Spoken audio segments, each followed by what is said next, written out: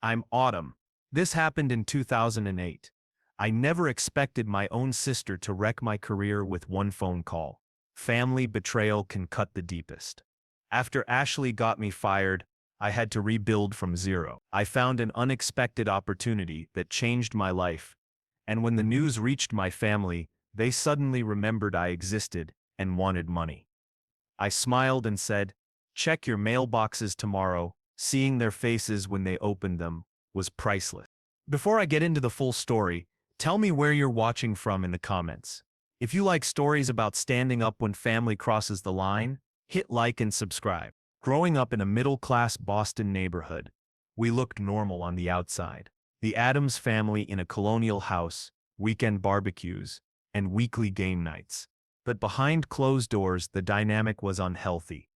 From early on, I was cast as the responsible one. By age 10, I was helping pay bills, getting my younger sister Ashley to school, and trying to keep the peace between my arguing parents. Ashley was encouraged to just be a kid, which translated into avoiding responsibility. Ashley is 2 years younger than me. At 26, she'd grown up convinced the world revolved around her. The pretty, conventional type, blonde hair, blue eyes, cheerleader vibe. My parents, Margaret and Richard, treated her like a princess. I was more like the castle staff. Whenever Ashley threw a tantrum about chores, my mother would say, "She's sensitive." Then she'd add, "You're just naturally more capable, Autumn," which really meant, "You handle it so Ashley doesn't have to be inconvenienced." My brother Ethan, the oldest, learned early that siding with Ashley kept the peace. "Just let her have her way," he'd say. So I absorbed the unequal treatment and focused on school. I kept a 4.0 GPA in high school, won a partial scholarship to Boston University, and worked 2 part-time jobs to cover the rest. Meanwhile, my parents paid for Ashley's tuition repeatedly. 3 different colleges she never finished. "College isn't right for my creativity," she'd say, after each dropout, and my parents would nod. They funded her attempts at being a yoga instructor, life coach, fashion vlogger, and real estate agent, despite tight budgets elsewhere. When I graduated with a marketing degree, I hosted a small dinner. Ashley arrived 2 hours late, complained about the restaurant's lack of vegan options. She'd been vegan for a week, and then cried when my dad toasted me. The evening shifted into comforting her. I took a position at Meridian Marketing, a mid-size Boston firm. The salary was modest, but the job had benefits and growth potential.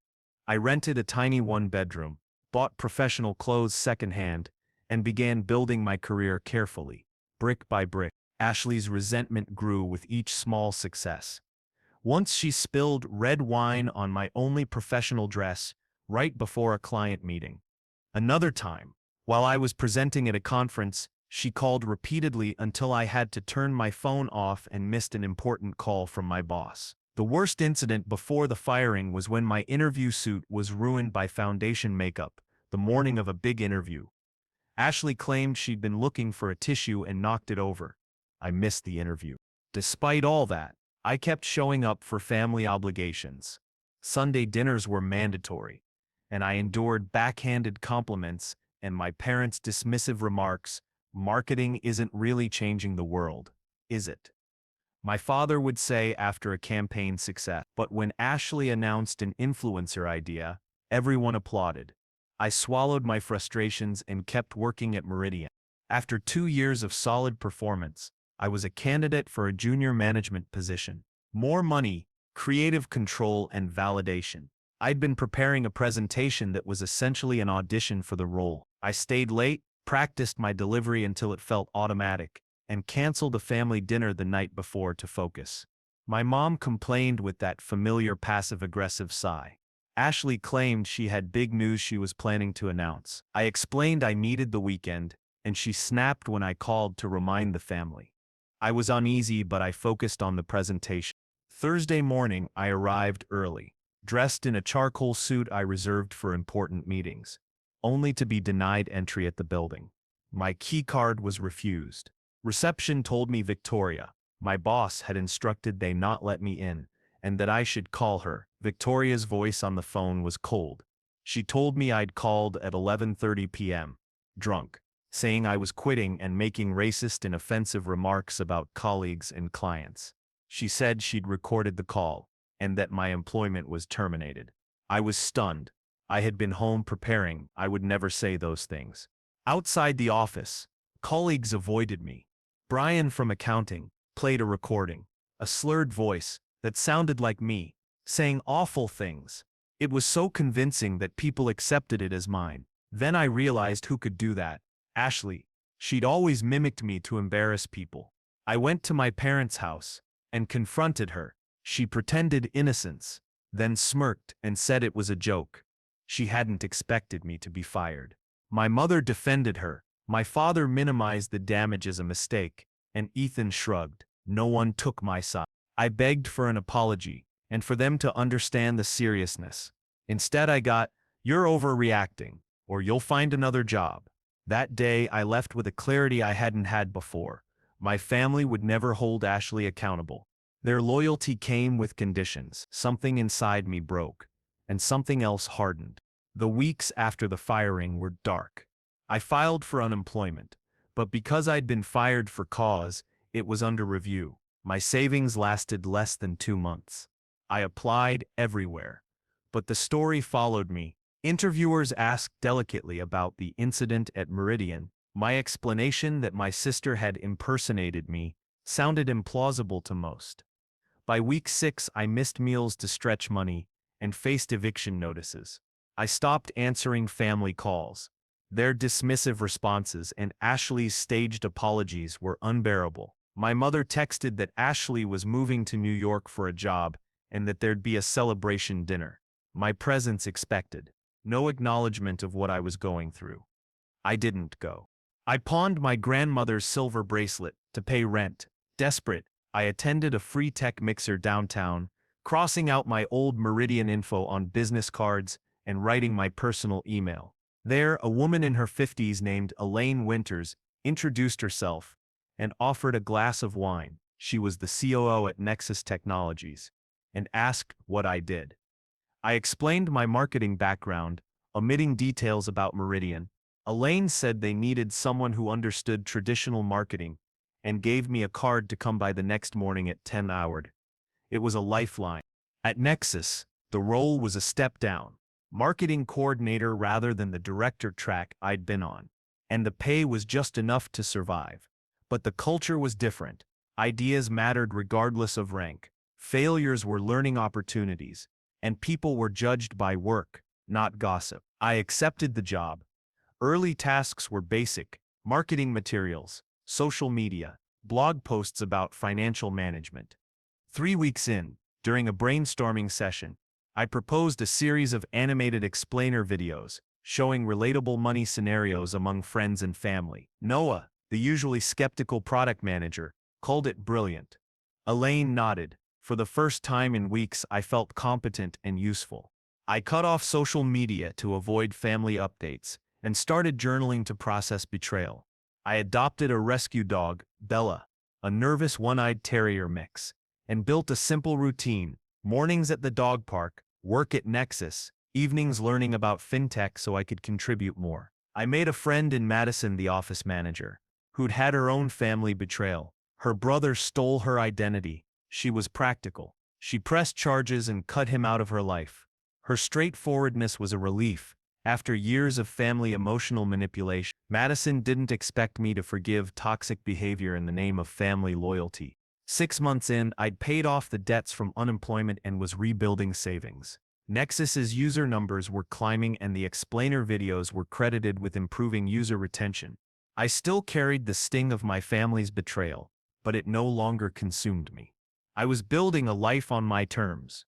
What I didn't know was that this modest recovery was only the start. Nexus Technologies was about to take off, and the choice to join a struggling startup would change everything. Exactly 6 months and 2 weeks after I started at Nexus, our small team gathered for what felt like a routine meeting. Elaine walked in with a bottle of champagne and Daniel, the CEO, who rarely appeared in the office. "We did it," she said, popping the cork. Venture capital, $15 million. The room cheered. For a company that had been operating on faith and grit, The news was transformative. Daniel explained a major investment firm had been impressed by our growth and retention, metrics directly tied to the marketing work I'd developed.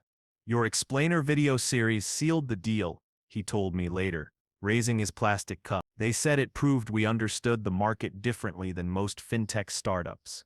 The funding meant we moved from a warehouse to proper offices. Our team grew, and I was promoted to marketing director, with a salary that made me do a double take when I opened the offer. You earned this, Elaine said. You translated what we do for real people. The promotion included stock options. At the time, they felt like monopoly money. Nexus was still private and unproven. 9 months later, things shifted again. Our user base exploded, especially after adding features for roommates and small businesses. A major fintech company made an acquisition offer the board couldn't refuse. Daniel called me into his office. My options were fully vested because of the acquisition. At the agreed share price, they were worth approximately $2,000. I sat there thinking I'd misheard million. He smiled. Welcome to Tuck, Autumn. After taxes, it would be less, of course, but it was life-changing. I'd gone from pawning my grandmother's bracelet to having more money than I'd ever imagined. The acquiring company kept most of the Nexus team and gave generous compensation packages.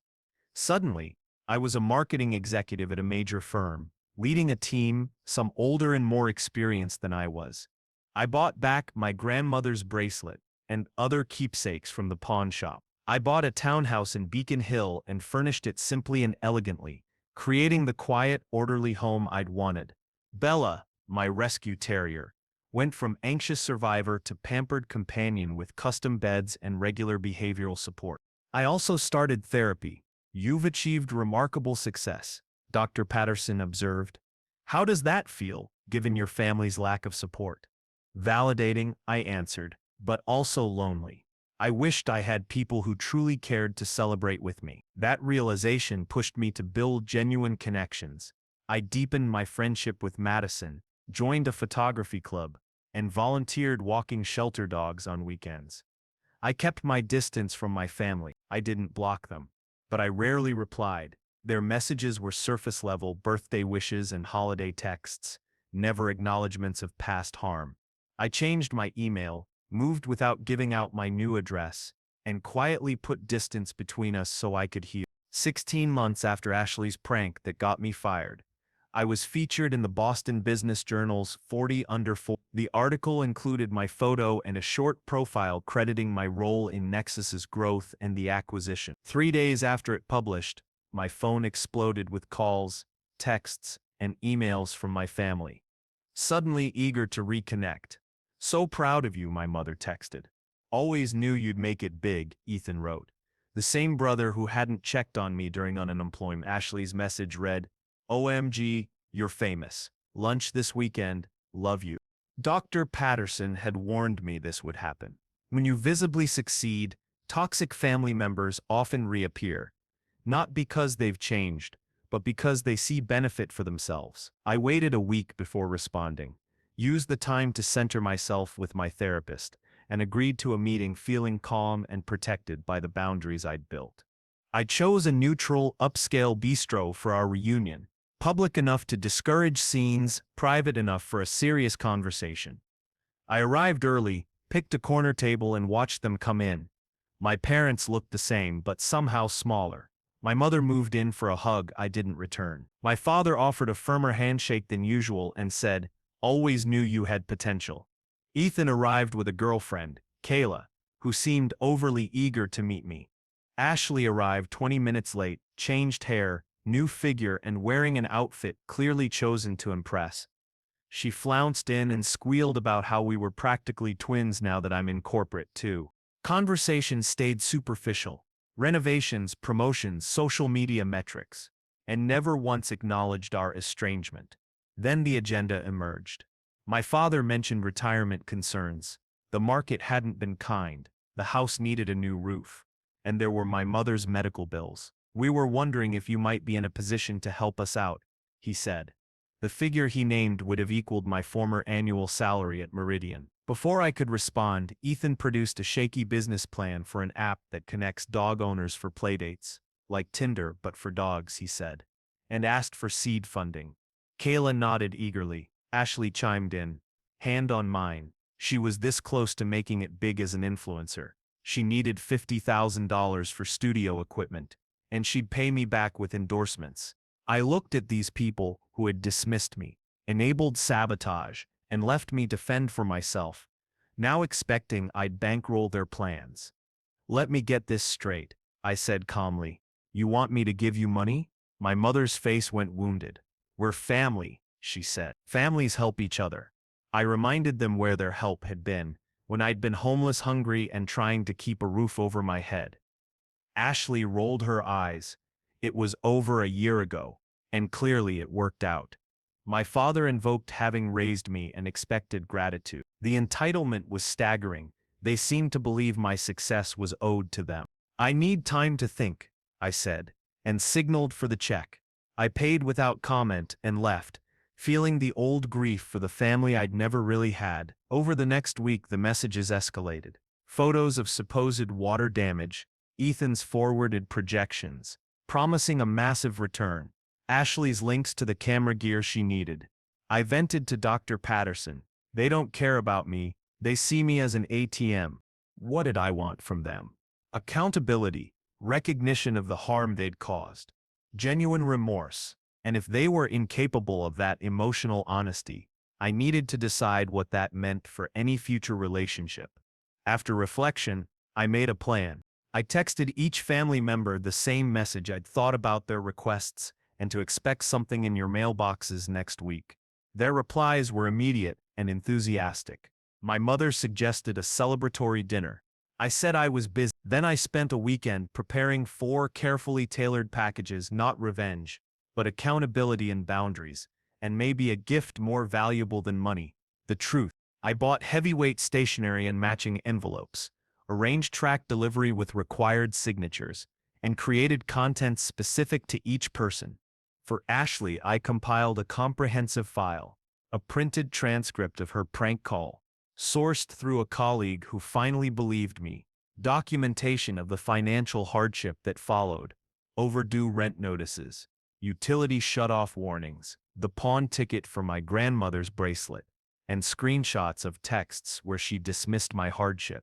I included a redacted letter from my therapist outlining the psychological impact of workplace sabotage and family betrayal. Finally, I enclosed confirmation of a $5,000 donation made in Ashley's name to a workplace bullying prevention organization, with mandatory attendance at their next awareness workshop. My note read, in part, I've forgiven you for my own peace, but forgiveness doesn't mean financing your life or keeping a relationship that harms me. Perhaps this donation will help others avoid what I experienced. For my parents, I assembled financial literacy books, retirement planning guides, and contact information for reputable advisors. I included property records showing they'd refinanced the house 3 times in the past decade in a spreadsheet, demonstrating that, had they invested what they spent on Ashley's ventures, they'd have ample funds for retirement and repairs. Most importantly, I attached a detailed letter documenting instances of emotional favoritism, dismissal of my achievements, and enabling of Ashley, each example paired with research on family dynamics and emotional neglect. My note said plainly, I am not your family bank. My success is not an obligation to cover poor financial choices.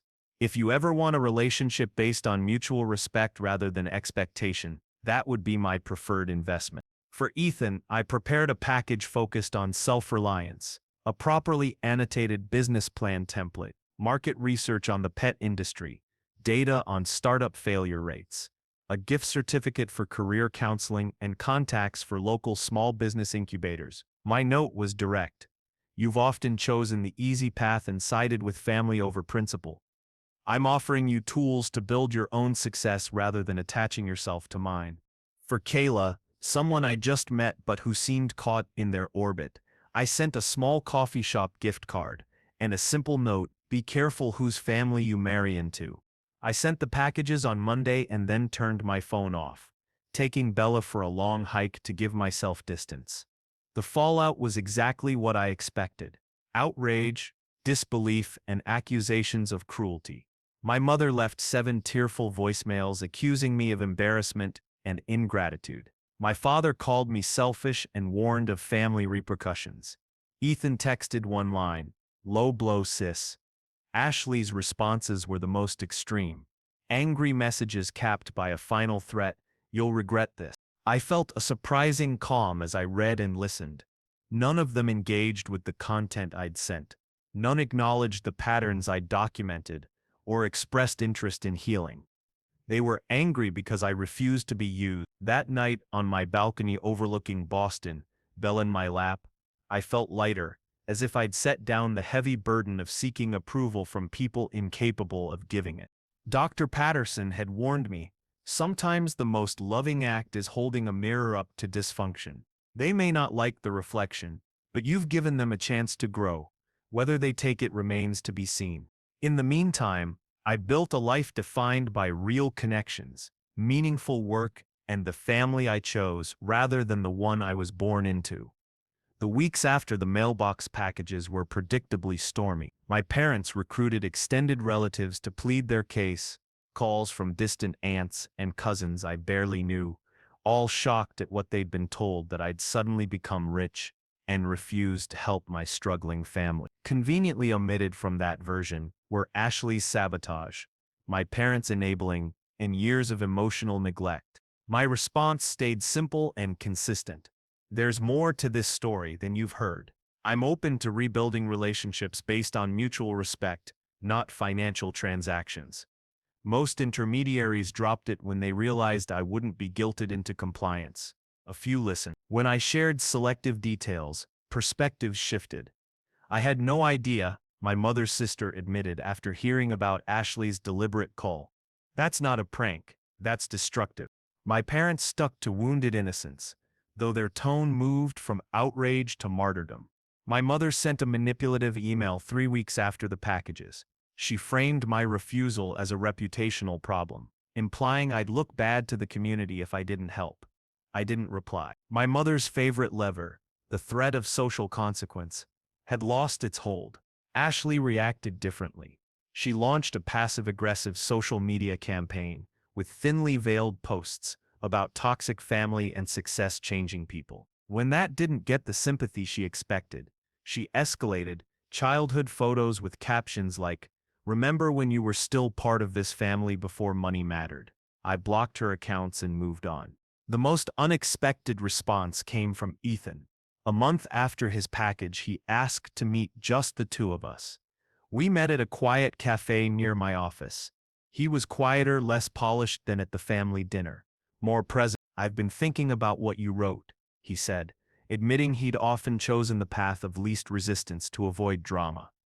What Ashley did was wrong. I should have said something. That acknowledgement, finally being validated by a family member, nearly made me cry. He explained how once we'd all taken positions, admitting fault felt like admitting we'd been wrong about you.